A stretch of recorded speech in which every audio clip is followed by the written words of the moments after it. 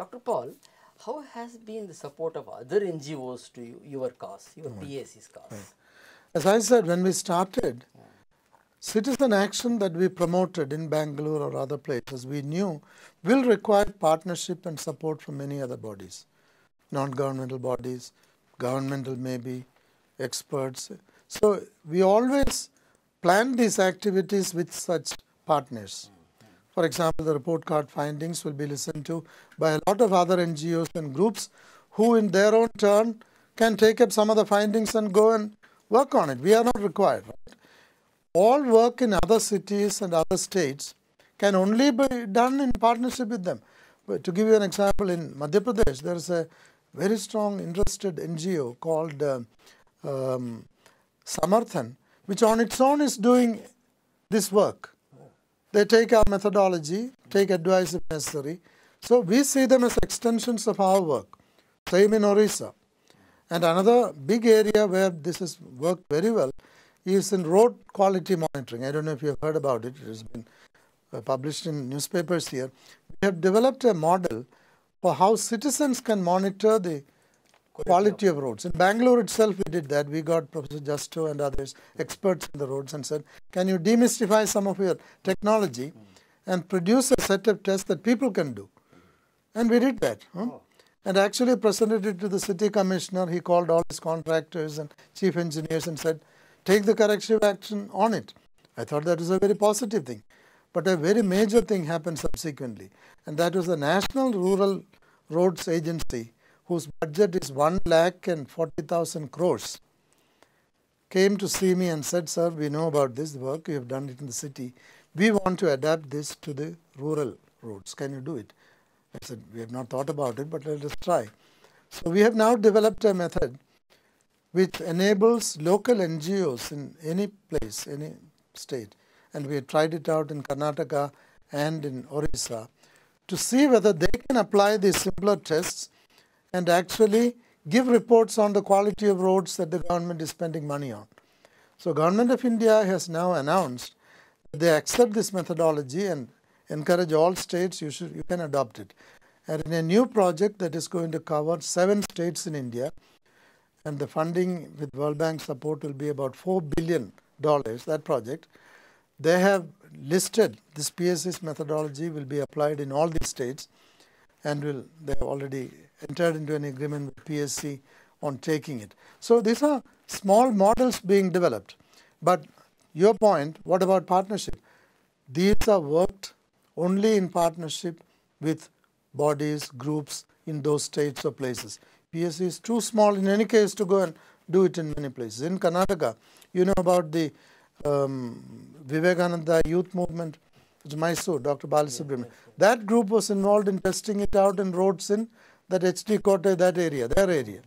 In Orissa, other similar groups. So everywhere there is partnership of groups. We think through this process we are developing them. Their own capacity is coming up. In the next round, they will take it forward. Not PSC need not do all this work forever. Dr. Paul, at a personal level, what next? Oh, I should not really try to do very much, right? Now, given my age and the state in which I'm in, my health is reasonably okay, but I've always debated I have left the PSC chairmanship because I thought I shouldn't just stay there. Justice Venkatachalaya, who was the former Chief Justice of India, is the chairman. So he and we were talking about a project, since you asked that question. I thought I should revisit a book I had done on corruption some years back with Mr. Guhan, he's no more, who was finance secretary and well-known scholar and IAS officer in the country. At that time, we had looked at this Lokpal issue, the right to information issue, public services, audit issues, all things that impinge on corruption. So I more or less decided that will be a project in which I will have to play a role. I've already got 7 or 8 very well-known people in India to contribute chapters. We will bring it up, bring it out in a timely way, given the great public interest in corruption. At the time we did that first book, there is not that kind of public awareness. I've given lectures on it. in Delhi and other places. But everyone agreed, oh yes, it's important. But no action. now Today people you feel that people are at a stage, our society will listen to new ideas. So that could be a project. It will involve a lot of work on my part. But otherwise what I'm doing is playing a kind of a mentor role. For example, this book on state of the cities, it's coming up. I am an author in that book also.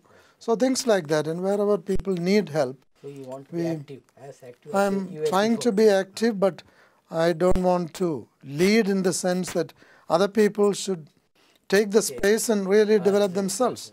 Otherwise, if I fall dead one day, I mean, what is left? You know, there is One that parting shot, Dr. Paul. Did civic agencies or civic officials ever try to bribe you to stop you from showing them in bad light? Not at all. Surprising, I must say. I can now say, because at the beginning when I started, this question was put to me that you could even be shot because you are quantifying corruption, naming agencies. I said, I didn't take it seriously, but I thought when you hear some news about RTI and all that, you wonder. I think there is a reason for it. We have never in this work targeted individuals, if you look at it. It's always an agency. So it blunts that edge, you know. If I said this man called the chairman, he is corrupt, there will be a serious problem. We are targeting the organization as a whole is in trouble or doing it. We don't know exactly who. We don't ask such questions. That may have been part of it. The other, what many people have said is that there is a thing called credibility. Generally, one's track record and what one has done or not.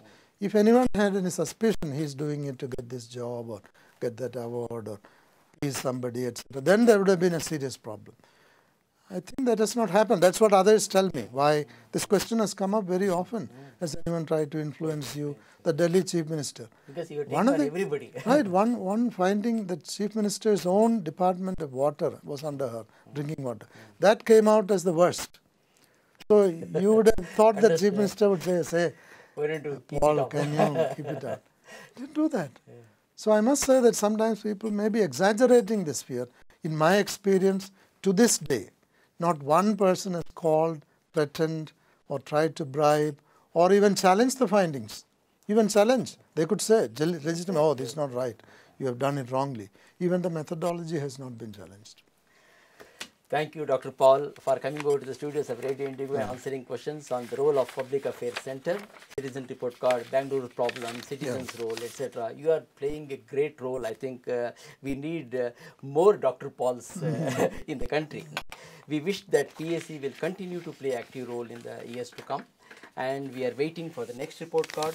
Thank you once again. Hello, Bangaloreans. I'll be back next week, same day, same time, with another among the who is who of Bangalore. Please keep sending me your questions and suggestions. Wish you a great week ahead. This is Balram signing off. Good. Thank you very much. Thank you.